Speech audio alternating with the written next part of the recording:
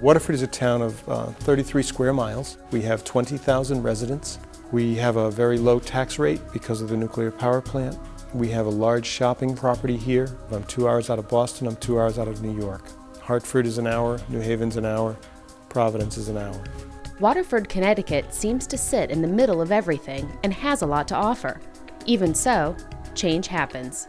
From the beginning, I knew in replacing the executive director that had been here prior to me that I was filling really big shoes. Danny Gorman is the director of the Waterford Alcohol and Drug Education Coalition, or WADE. She was hired after the former long-term director left to take another job. The outgoing director was I think, paved the way for me to be welcomed into the coalition. She left on wonderful terms. She wrote a wonderful grant. And I think from the beginning I always recognized that about her, and I still do to this day. While Waterford's search for a new youth services director got underway, there was a period of time where Wade did not have a leader, an important link to holding a coalition together. We represent different segments of the society, whether it be parents, students, school administrators, business people, and you definitely need somebody to tie that all in. And without a strong central leader, that will not happen, because outside of the coalition, our lives aren't that intertwined. With the mission of keeping youth away from drugs, finding someone to take over an established coalition could have been intimidating. We said, you know what? We're going to do the exact same thing we did before. We're going to establish what we're looking for, from the grants expertise to the team building perspectives, and we're not going to settle for less. We did an extensive screening, and we're very lucky that we found someone who had a background of experience with grants and understood what this grant was about. The coalition hired Danny Gorman, and the transition began. Well, Sue stayed with Danny for a couple of months, and in fact Sue came back for meetings with us when Danny first started. So I think Sue helped her, tremendously. You have the old leadership stay on for a little while, but then you have to give the new leadership her wings, and that's what we did. And if there are obstacles in their way, Danny had a plan for how she wanted to handle the change, and she put it in place. I read a lot. I read the grant. I read what our mission and our goals and our logic models were. And at that first meeting, I introduced myself to the coalition, but I also wanted them to know that I was familiar with their work.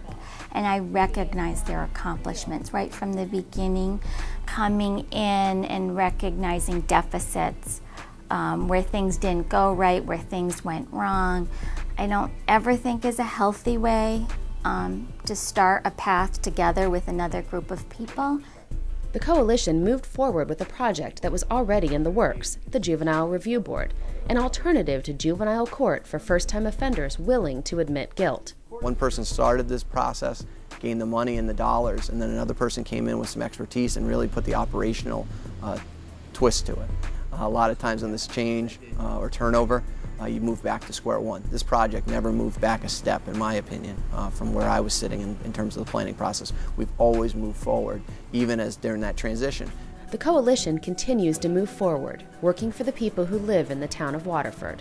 The right person that can connect with adults and with the youth of Waterford. And I think Danny is one of those people. Danny also brought her leadership style to the Wade Coalition. I value people for their area of expertise. I will say this to the staff here as well, my staff. I want people to look at you as the expert in what you do.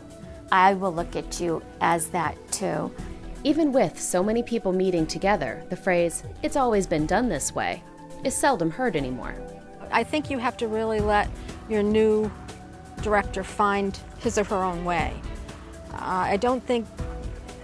I believe in letting them do things on their own, not stepping in and telling them, oh, we did this way before.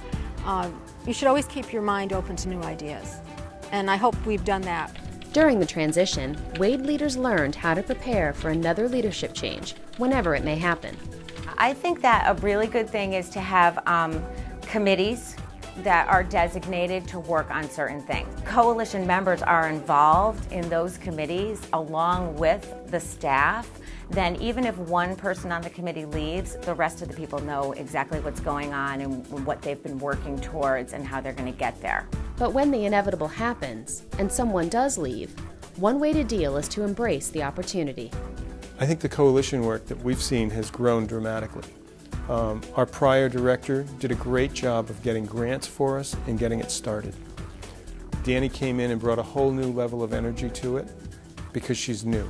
Times change, you know, the youth changes, problems change, so to have new change in the office and the environment is a good thing, to just keep everybody up in the current and up on their toes, really. As the work continues, Danny has some advice for anyone in her situation.